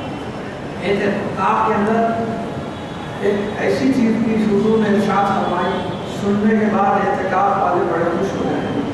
فرمایا حضور صلی اللہ علیہ وسلم نے کہ کوئی شخص اللہ کے گھر میں اعتکاف رکھتا ہے تو بہت سے نیک کاموں سے وہ محروم ہو جاتا ہے. مثال کے طور پر کوئی شخص اس کا دوست ہے، رشتے دار ہے، انتقال کر گیا تو اس کے جنازے میں جانا ہے، اس کو اجازت نہیں. کسی کے ساتھ کوئی بیمار ہو گیا، عیادت کو جانا، اس کو اجازت نہیں. اللہ کے پاس ہی رہنے کا ہے۔ تو حضور صلی اللہ علیہ وسلم فرماتے ہیں کہ جتنی قسم کی نیکیوں کا تم تصور کرتے ہو اور تمہیں اس کی اجازت نہیں ہے، تو اعتکاف میں اللہ تعالیٰ ان سب نیکیوں کا ثواب تمہیں عطا فرمائے، بغیر کام کیے کہ اس کا ثواب کرا۔ اس طریقے سے اعتکاف اتنے فضائل کا ہے کہ اس کی بیان کریں تو بہت زیادہ ہو جاتا ہے۔ تو دو اعتکاف ہوتے ہیں، اور تیسرا اعتکاف ہے مستحب اعتکاف۔ وہ کیا ہے؟ اس کے لیے رمضان ہی ہونا ضروری نہیں ہے، روزے ہونا ضروری نہیں ہے۔ جب کبھی بھی کسی بھی مسجد میں داخل ہو رہے ہو تو اس وقت نویت عن سنت الاعتکاف یہ الفاظ زبان سے بول دو۔ جب تک اس مسجد میں تم رہیں گے اس وقت، اور جب باہر نکلیں گے تو رہنے داخل ہونے سے خارج ہونے تک جتنا پیریڈ آپ مسجد میں رہیں گے اس میں اعتکاف کا ثواب ہو جاتا ہے۔ اسی لیے اس کی عادت ڈال دینا چاہیے۔ جیسے ہی آپ اندر داخل ہو رہے ہیں نویت عن سنت الاعتکاف زبان سے نکال لینا، اس کے لیے کوئی مشکل نہیں ہے۔ یہی وجہ ہے کہ جیسے اعتکاف جو سنت کفایہ ہے اس کو کھانے پینے سونے کی اجازت ہے۔ یہ آپ نیت کر کے آپ آ جائیں تو آپ کو بھی کھانے کی پینے کی اور مسجد میں سونے کی اجازت ہے، ورنہ عام لوگوں کو سونا بھی ممنوع، کھانا بھی ممنوع، اور اس کے ساتھ ساتھ پینا کوئی چیز چائے پینا یا کوئی شربت پینا یہ سب چیزیں ممنوع ہیں۔ صرف معتکف کے لیے اللہ تعالیٰ نے اس کی اجازت دی۔ یہ تو پھر مردوں کے لیے کہ مسجد میں آ کر اعتکاف کریں، لیکن صحابیات نے دریافت کیا حضور سے سرکار ہم بھی کیا محروم ہیں، اعتکاف ہم نہیں کر سکتے؟ تو حضور نے اپنی ازواج مطہرات کو یہ ترغیب دی کہ تم بھی اعتکاف کر سکتے ہو، لیکن تم کو نہ مسجد آنا چاہیے نہ تو مسجد کے اندر قیام کرنا چاہیے، بلکہ اپنے اپنے گھروں میں کوئی ایک گوشہ ایک کونا جہاں پر عبادت کرنے کے قابل ہو اس کو بنا دو، وہیں پر عبادت کرو، وہیں سو جاؤ۔ یہ تمہارا اعتکاف ہے کہ اللہ تعالیٰ آخری 10 دن تک 9 دن تک جتنا کہ مہینہ ہے اس لحاظ سے وہاں پر تم پڑھو، تلاوت کرو، نماز پڑھو، یہ تمہارا اعتکاف ہے۔ مردوں کو مسجد میں جیسا ثواب ملتا ہے تم کو بھی وہاں پر وہی ثواب ملتا ہے۔ تو عورتیں بھی اعتکاف کر سکتی ہیں اور اس کے اندر وہ تمام چیزوں کی ضرورت نہیں ہے ان کو، جیسے مسجد میں آنا، جماعت سے نماز پڑھنا وغیرہ۔ جماعت تو ان کے اوپر ہے ہی نہیں، اللہ تعالیٰ نے نسوانی حالات کی وجہ سے ان کے اوپر نہ جماعت فرض کیا ہے، نہ جمعہ لازم فرمایا، نہ عید کی نماز پڑھنے کا لزوم ہے۔ بڑی سہولت ہے ہمارے بھائی عورتوں کو۔ حضور نے ایک جگہ حدیث میں ارشاد فرمایا عورت کی نماز مسجد سے زیادہ اس کے گھر کے دالان میں زیادہ بہتر ہے، اور مسجد کے دالان سے زیادہ اس کے کمرے میں بہتر ہے۔ لہذا کہیں باہر نماز پڑھنے کے لیے جانے کی اس کو ضرورت ہی نہیں، اللہ تعالیٰ اتنی سہولت فرمایا ہے۔ تو یہ ہیں اعتکاف کے مسائل، اس میں مردوں اور عورتوں کو دونوں کو کیسے اعتکاف کرنا چاہیے اور اعتکاف میں کیسے اللہ تعالیٰ کی عبادت میں مصروف رہنا چاہیے۔ اس کے ساتھ ساتھ کب سے کب تک اعتکاف ہے یہ بھی آپ کی تمام کے استعمال۔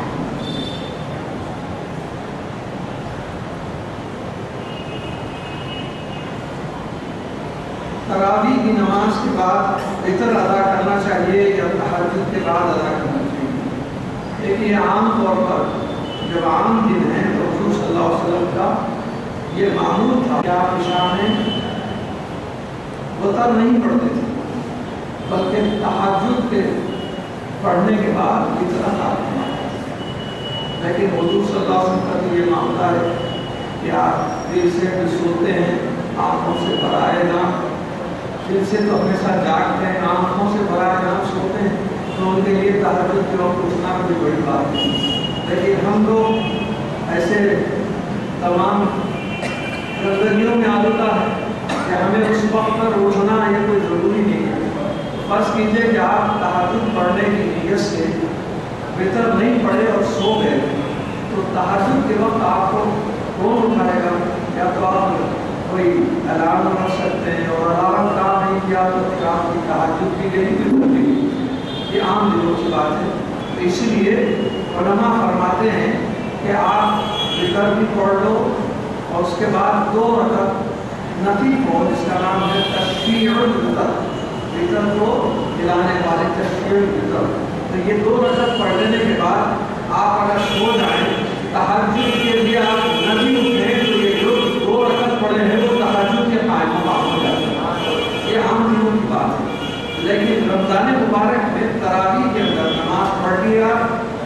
بعد تہجد کے پہلے نماز وطر نہیں پڑھتے، تہجد کے بعد وطر نہیں پڑھتے، بلکہ وطر پڑھنے کے بعد آپ سو جائیں اور بعد میں تہجد پڑھ سکتے ہیں۔ اس میں وطر کے لیے روکنا نہیں ہے، کیونکہ وطر عام دنوں میں جماعت سے نہیں پڑھتے، وطر جو ہے واجب ہے۔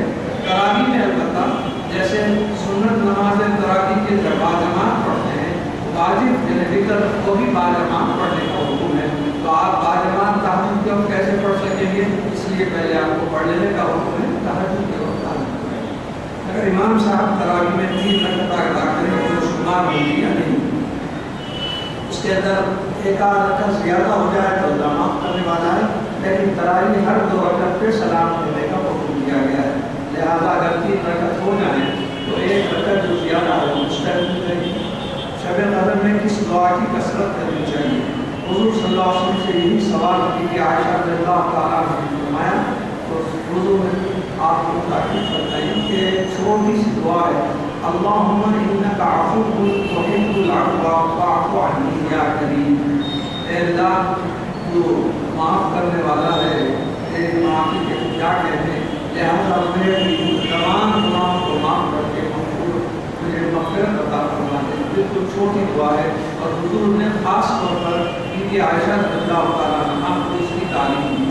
اللہم انک عفو، اے اللہ تو معاف کرنے والا ہے، اللہم انک عفو تحب العفو، اور معاف کرنے سے تجھے بڑی محبت ہے، بہت پسند ہے تجھے، فاعف عنی، لہٰذا میرے کو معاف کر دے، میرے گناہوں کی مغفرت فرما دے۔ یہ شب قدر میں پڑھنے کی دعا سرکار نے تعلیم دی۔ عید کی چاند رات کو کس طرح گزارنا چاہیے؟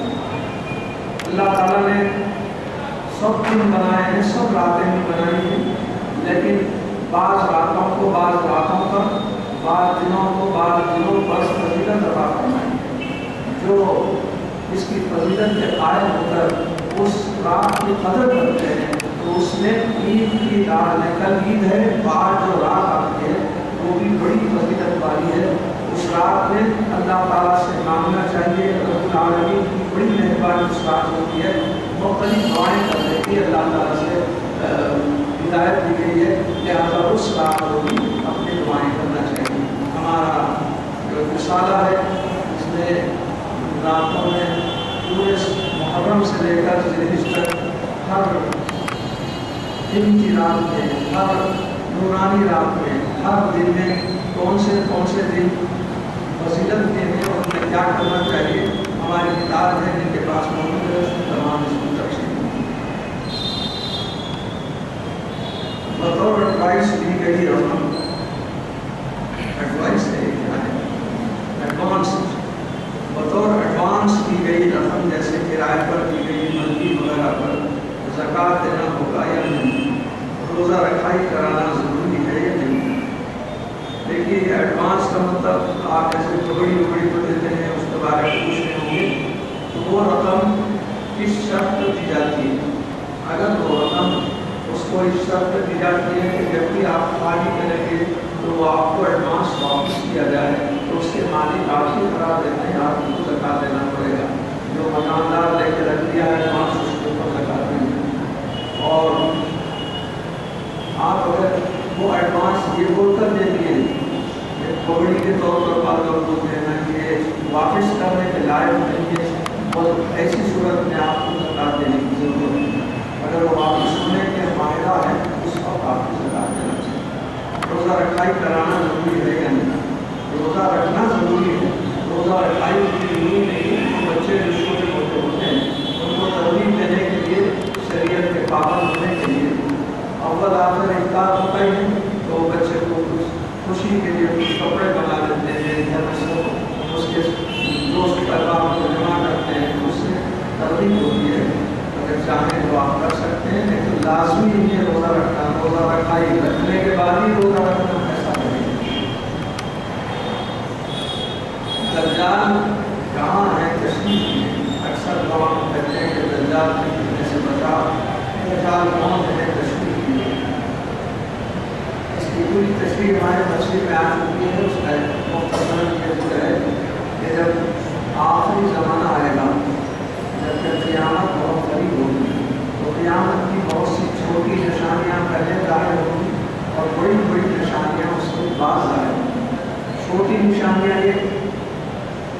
बाप की कदर और अदब बच्चे नहीं करेंगे, अइम्मा हजरात की बड़ी कमी हो जाएगी। लोग औरतें अपने बालों को ऊन की जैसे तोहान होती है वैसा सजा सजा कर बैलों को दिखाते हुए निकलेंगे। ऐसे बहुत सी छोटी निशानियाँ हैं और वो निशानियाँ तो आप देख ही रहे हैं कि हमारे ज़माने में पैदा होगी। और औरतें अपने जिस्म की नुमाइश करने के लिए तकरीबन बढ़िया हो जाएंगी। ये भी आप लाकर बताते हैं कि कोई अखबार बगैर बढ़िया फोटो के आपके सामने नहीं आता, कोई इश्तिहार आपके सामने बगैर ऐसा मालूम होता है कि लोगों के सर के ऊपर ये औरत सवार हो गई है, ये जो पाकीज़ा होते हैं उनकी तौहीन हो रही है। ये नहीं समझते कि हमारी बीवी या हमारी बेटी की तस्वीर सच्चाई कर सकती है, चाहे कम अज़ कम घर में तैयार रखने के लिए दुनिया की शादी आज तक नहीं हो सकते। तो ये भी एक छोटी निशानी है क़यामत के अंदर। तो ये सब तो छोटी नहीं है, मगर बड़ी निशानियाँ वो हैं जिसमें दज्जाल भी ज़ाहिर होगा। और दज्जाल के ज़ाहिर होने का वक्त हज़रत इमाम महदी और ईसा अलैहिस्सलाम इन दोनों के आने को मैंने आपको ईसा अलैहिस्सलाम के तशरीफ़ लाने का पूरा वाक़या सुना दिया है। उसकी तफसील में गए बगैर बिल्कुल मुख्तसर ये कि जब इमाम महदी सरकार के ईमानदान से दुनिया में हिदायत देने के लिए अल्लाह ताला की तरफ से भेजे जाएंगे और ज़ाहिर हो जाने के बाद दमिश्क की जामे मस्जिद में, जहाँ आजकल लड़ी हो रही है शाम में, वहाँ की जामे मस्जिद में सब लोगों के सफ़ें तैयार हो जाएंगी। इमाम महदी इमामत के लिए खड़े होंगे कि उतने में ईसा अलैहिस्सलाम जो आसमान के ऊपर में अल्लाह के हुक्म से उतारे जाएंगे और फरिश्तों के कानों पर हाथ रखकर मिंबर अज़ान के ऊपर उतरेंगे और इमाम महदी अलैहिस्सलाम के पास तशरीफ़ ले जाएंगे। हज़रत इमाम महदी जब तारुफ होगा तो कबा है तो एहतराम करेंगे और कहेंगे कि आइए आप नमाज़ पढ़ेंगे, आप तो माशाअल्लाह अल्लाह के रसूल थे। तो बयान करेंगे कि नहीं, मैं तो अल्लाह से ये दरख्वास्त किया था कि मुझे उम्मत मुस्तफ़ा बनाने, इसीलिए अल्लाह ताला मुझे उठा दिया, आप इमामत कीजिए, मैं आपकी इब्तिदा करूँगा। आप दोनों के बाद हज़रत ईसा अलैहिस्सलाम और इमाम महदी मिलकर ऐसे ऐसे सरकशों को जो इस्लाम को नुकसान पहुँचाने वाले हैं, जैसे आजकल के यहूदी हैं कि इस्लाम की दीन तौहीन कर रहे हैं, उनको मालूम नहीं कि चंद दिनों के बाद अल्लाह ताला के पास एक ऐसा इंतज़ाम होने वाला है कि एक एक यहूदी को चुन चुन के मारा जाएगा। इमाम महदी भी और हज़रत ईसा अलैहिस्सलाम, यहाँ तक कि फरमाया गया है इसमें कि एक छोटा सा एक खास घाव होता है जिसके ज़रा घनी घनी थोड़े से पौधा होता है, तो यहूदी जाके उसके पीछे छुप जाएगा तो अल्लाह ताला उस पौधे को ज़बान दे देगा और पुकार के कहेगा कि मेरे पीछे भी एक मैं यहूदी छुपा है, इसकी भी खबर दो। इस तरह एक एक यहूदी को खत्म कर दिया जाएगा। उस ज़माने में अब बड़ी निशानियाँ होंगी। बड़ी निशानियाँ क्या होंगी? ये दरअसल दज्जाल जो तरह तरह के फरेब देकर ऐसे ऐसे कुछ कमालात दिखाएगा कि लोग उस फितने को समझ नहीं सकेंगे, कहीं उसको नबी समझेंगे या न जाने क्या समझेंगे। तो उस दज्जाल की एक ही आँख होगी, इसलिए काना दज्जाल कहते हैं कि एक आँख वाला ऐसा सरकश होगा कि कई लोगों को गुमराह कर देगा, अपने अकीदे से हटा देगा। लिहाजा लोग दुआ करते हैं कि अल्लाह ताला उसके फितने से हमें बचाए। कई लोग गुमराह हो जाएंगे, बदअकीदा हो जाएंगे। दिल में जब सरकार की अज़मत का शराब चलता रहेगा तो ऐसी सूरत में उसके ऊपर कोई दज्जाल का असर नहीं होगा।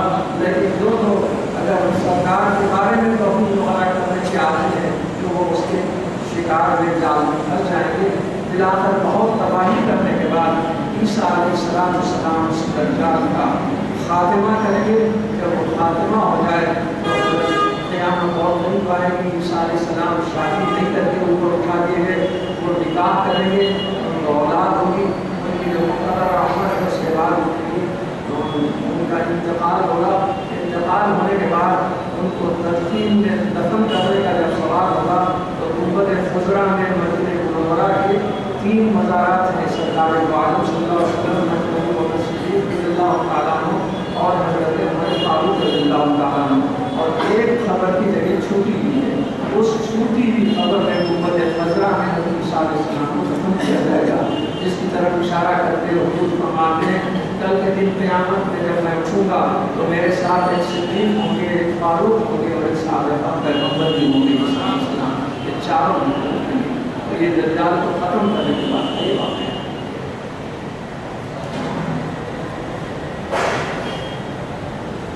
Can we read Tahajjud Namaz with Jamaat in Ramzan?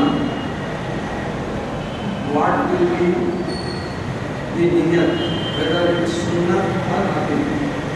تہجد سرکار عالم صلی اللہ علیہ وسلم کے لیے ضروری تھی، لیکن ہمارے لیے وہ سنت ہے، اور سنتوں میں بھی بہت حد سے زیادہ مقدس نماز ہے، اس لیے اس کے لیے اجازت ہے کہ رمضان شریف میں سنت کو جیسے تراویح کو ہم سنت ہے باجماعت پڑھتے ہیں، واجب کو بھی باجماعت پڑھتے ہیں، لیکن نفل نماز کو باجماعت پڑھنے کا حکم نہیں ہے، لیکن صرف ایک تہجد کی نماز ایسی نفل ہے تو اس کو باجماعت پڑھنے کا یہ اجازت حاصل ہے، اور وہ بھی صرف رمضان میں، رمضان سے ہٹ کر جماعت کے ساتھ تہجد کو نہیں پڑھا جا سکتا، چنانچہ مختلف مساجد میں صبح میں 3 پارے آخری عشرے میں ہوتے ہیں۔ ہمارے فرزند ڈاکٹر سید مصطفیٰ یوسفی حضرت پاک صاحب حضرت عبداللہ شاہ صاحب کی مسجد میں روزانہ تہجد میں 3 پارے آخری عشرے میں سنات میں آج سے کئی سالوں سے سنائے کرتے ہیں۔ ایسے دیگر مساجد میں بھی ملتا ہے کہ تہجد کو باجماعت رمضان میں پڑھ سکتے ہیں، رمضان کی بات نہیں پڑھ سکتے۔ Can we take the bank's interest? Can we work in any finance company? دیکھیے اس سے بیشتر یہ سوال کا جواب دے دیا گیا ہے کہ ہمارا ملک دارالاسلام نہیں ہے، یہاں کوئی اسلامی حکومت نہیں ہے، بلکہ مسلمانوں کے ساتھ جو قتل عام ہو رہا ہے آسام میں آپ جانتے ہیں، برما میں آپ جانتے ہیں، جگہ جگہ یہ دارالاسلام نہیں کہلاتے، جہاں اسلام کی عزت ہے، نہ اسلام کا وقار ہے، تعظیم ہے۔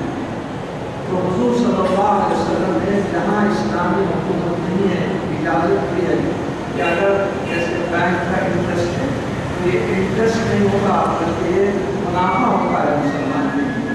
ہاں البتہ کسی مسلمان کو آپ اپنا قرضہ دے کر اس سے وصول کریں تو وہ سود ہوتا ہے، اور ایسے ہی ہمارے سیکولر گورنمنٹ میں غیر اسلامی حکومت میں ایسا ہے، لیکن جہاں اسلامی حکومتیں ہیں وہاں پر بینک سے زیادہ مقدار اور انٹرسٹ کی تعریف میں ہوتا ہے، منافع حاصل نہیں ہوتا۔ جیسے مصر ہو، عراق ہو، پاکستان ہو، سعودیہ ہو، تو وہاں پر بینک سے زیادہ رقم ملتی ہے وہ سود کی تعریف میں، لیکن ہمارے بینک غیر اسلامی حکومت موجود ہے، لہٰذا مسلمانوں کے لیے سود نہیں، یہ جامعہ نظامیہ کا فتویٰ ہے، بریلی کا فتویٰ ہے، یہ ہمارے لیے منافع ہے، اس کو حاصل کر سکتے ہیں۔ Can we work in any finance company? اور فائنانس کمپنی کا کون ڈائریکٹر ہے؟ جیسے آپ حکومت کے بینکوں کا ڈائریکٹر ریزرو بینک کو دیا ہوتا ہے، RBI، وہ چونکہ غیر مسلمان ہے اس لیے یہ آپ کو ملتا ہے۔ یہ فائنانس کمپنی اگر کسی مسلمان کی ہے تو آپ اسے سود کے کاروبار میں سود کی تعریف کریں۔ عرض گزارش ہے کہ عورت زچگی کے بعد چلے تک باہر جانے کو منع کیا گیا ہے، اگر سخت ضرورت ہو تو کچھ دیر کے لیے باہر جا سکتی ہے یا نہیں، اگر اس پر روشنی ڈالیں تو مہربانی ہے۔ دیکھیے عام طور پر نفاس کہتے ہیں ان دنوں کو جو زچگی کے بعد 40 دن تک کا جو وقت ہوتا ہے اس کو نفاس کہتے ہیں عربی میں، شرعی اصطلاح میں۔ عام طور پر لوگوں کا یہ خیال ہے کیونکہ بلیڈنگ اس وقت تک بہت سے لوگوں کو ہوتی ہے 40 دن تک، اس لیے 40 دن میکسیمم اس کی مقدار، اس کی مدت ہوتی ہے، مگر بعض لوگوں کو 20 دن، 17 دن، 25 دن کے اندر ہی بلیڈنگ ہو جاتی ہے، تو یہ لوگ 40 دن کا انتظار نہیں کرنا چاہیے بلکہ وہ فوری نہا کر نماز وغیرہ پڑھنا شروع کر دینا چاہیے۔ عام طور پر لوگ 40 دن سے بیشتر نہیں پڑھتے، بلیڈنگ رک جائے تو نفاس ختم ہو گیا، اس کے بعد آپ نہا کر غسل کر کے پھر آپ نماز پڑھنا چاہیے۔ اور یہ باہر جانے کا جو معاملہ ہے تو آپ چونکہ جس وقت نفاس کی حالت میں رہتے ہیں آپ کی گندگی کی وجہ سے عجیب قسم کے 26 ارواح وغیرہ ہوتے ہیں جو آپ اور وہ حملہ کرتے ہیں جہاں گندگی ہوتی ہے، جیسے مکھی ہر علاقوں پہ گرتی ہے، ایسی خبیث شیطان اور جنات وغیرہ جہاں بھی کوئی ناپاک حالت میں ہے اس کے اوپر حملہ کر کے اس کو اپنا شکار بنانے کی کوشش کرتے ہیں. اس لیے عام طور پر کہا جاتا ہے کہ اس کی عادت پانے تو زیادہ بہتر. لیکن اگر آپ کو کوئی طبی ضروریات کے لیے کسی ڈاکٹر کے پاس لیڈی ڈاکٹر کے پاس جانا ہے تو آپ کو جانا پڑے گا، وہ تو مجبوری ہے.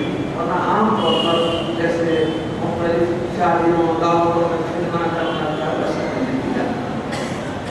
میں ایک وظیفہ یا بوڑھا آدمی ہوں، میں کچھ کاروبار بھی نہیں کر سکتا اور مجھے کوئی لڑکا بھی نہیں ہے. میری کچھ رقم اگر بینک میں ڈپازٹ ہے تو اس پر سود ملتا ہے. اگر میں اس رقم کو اپنے لیے استعمال کر سکتا ہوں یا نہیں. اور مجھے ایک لڑکی کی شادی کی ذمہ داری بھی ہے. اور میں نے آپ کو ابھی مسئلہ بتا دیا دانیہ کا کہ جو آپ کو پیسہ ملتا ہے وہ ہمارے ہندوستان میں سود کی تعریف نہیں ہے بلکہ نفع کی تعریف ہے. آپ اس کو ضرور لے کر اس سے استعمال کر سکتے ہیں. What is the proper way of doing تیمم؟ Under what circumstances one can give wuzu and do tayammum?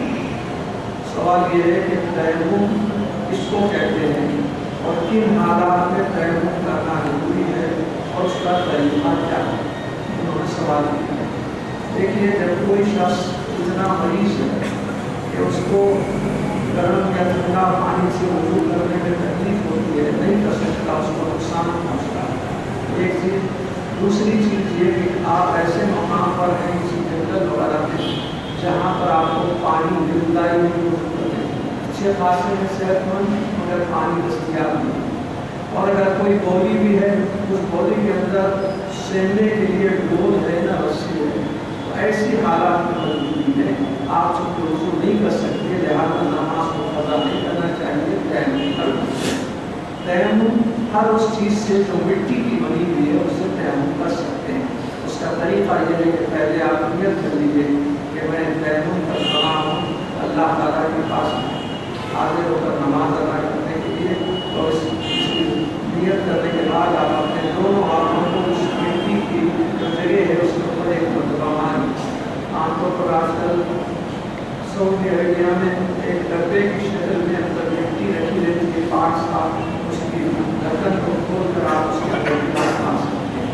تو جیسے ہی آپ اس ہاتھ پہ ہاتھ ماریں احتیاطاً اپنے دونوں ہاتھوں کو مل لیجیے. ملنے سے کیا ہوگا کہ آپ کے ہاتھوں پر خاک لگ جائے گا. اب اس کے بعد اصل تیمم شروع ہوتا ہے. اسے ہاتھ مار کے چہرے کے اوپر جہاں تک دھونا ہوتا ہے وہاں تک کے ہاتھ کرا دیجیے. یہ چیز. دوسری چیز پھر ہاتھ مار کر اپنے کونیوں تک جہاں تک کہ آپ وضو میں بگاڑتے ہیں اتنا یہاں پر بھی اور اس کو بھی یہاں پر بھی. اس کے لیے انگلیوں کو سمجھ کر آپ اچھی طریقے سے ادھر بھی کیجیے اور ادھر سے انگلیوں کو رکھ کر ادھر سے آپ کا تیمم پورا ہو گیا. اس کے بعد آپ نماز ادا کر سکتے ہیں.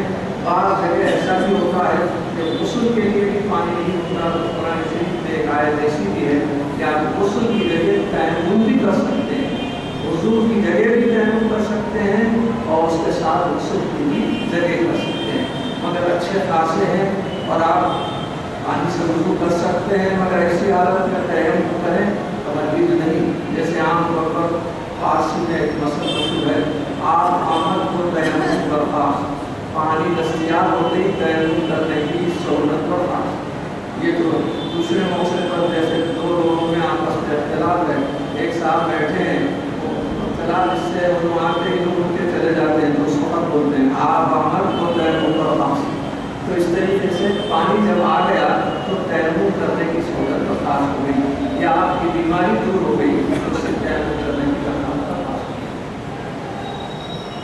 کیا عورتوں کو جماعت کے ساتھ پڑھنے کا حکم ہے یا نہیں؟ میں کبھی تھوڑی دیر میں سے بولا ہے ان کے اوپر جماعت بھی نہیں ہے اور ان کو گھر میں بھی جماعت سے پڑھنا نہیں چاہیے، بلکہ آپ کو تراویح پڑھنا ہے تو الگ الگ پڑھنا چاہیے. کسی مرد کے پیچھے اگر پڑھے تو جماعت میں بھی شریک ہو سکتے ہیں. جیسے بی بی عائشہ رضی اللہ تعالیٰ عنہ جب عورتوں کی جماعت کا حکم ختم ہو گیا تو اپنے غلام سلمان کے پیچھے نماز پڑھا. اس طریقے سے آپ کی جماعت سے پڑھنے کے لیے کوئی اپنے محرم اپنے خاندان کے آگے پڑھا رہے ہیں سے نماز پڑھ سکتے ہیں۔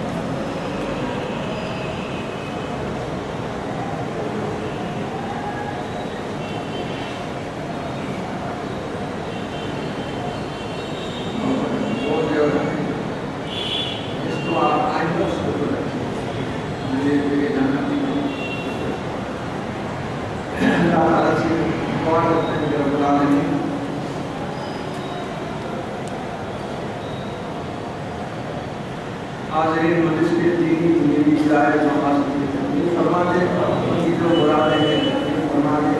یہ استاد نے بھیجا ہے کچھ مقدمات ہیں، آئیے اور ایک کچھ نمبرات لکھے ہیں۔ اللہ تعالیٰ ان کو مقدمات محمد الیاس صاحب لکھے، اللہ تعالیٰ ان کو اپنے مقدمات میں کامیاب عطا فرمائے، ان کے فیور میں اس کا نتیجہ نکلے اور اللہ تعالیٰ ان کو اس سے فائدہ حاصل کرنے کی جناب اقبال علی خان صاحب ساتھ نگر طبیعت ناصار کے کام سے دعا کی، اللہ تعالیٰ ان سے کام میں سپایا ہے، صالح مرحومہ کی مغفرت کے لیے دعا کی، اللہ تعالیٰ ان کو دعا رحمت کی جگہ پہ ہمارے کاروبار کی طرف کے لیے دعا فرمایا۔ آپ ہماری دعا کرنے کے بجائے آپ اپنے ہر نماز کے بعد اگر سورہ یونس کی آیت پڑھیں 3 مرتبہ اللہ کے ساتھ، اور اس کے بعد دعا کیجیے کہ انشاءاللہ آپ کے کاروبار میں ترقی ہو۔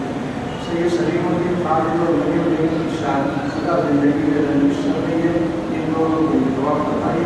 بزرگوں کو چاہیے کہ ان دونوں میں اختلاف کراتے نہیں ہے تو مریم لیکن اپنے اللہ تعالیٰ سے رجوع ہوں۔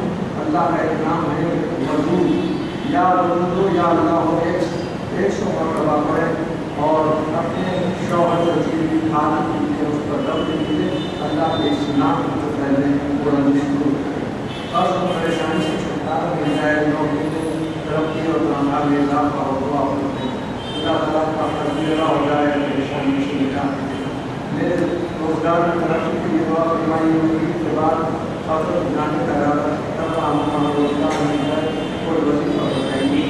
سورہ آل عمران میں آیت نمبر 26 اور 27 کو ہر نماز کے بعد اور آخر دوسری کے ساتھ پڑھی آپ کا مسلم صادر حضرت اللہ محسن محمد یاسین حسین is searching for job as a mechanical engineer, so pray to get a good job for his better future and also pray for his life and life after death. اللہ تعالیٰ آپ اس کو پورا کرے اور آپ بھی سورہ آل عمران کے آیت نمبر 26 اور 27 پڑھنے کے لیے اپنے بیٹے کو ہدایت دیجیے، ہر نماز کے بعد اس کو اور آپ دوسری کے ساتھ پڑھیں، اللہ چاہے تو ان کا سب اتر جائے گا۔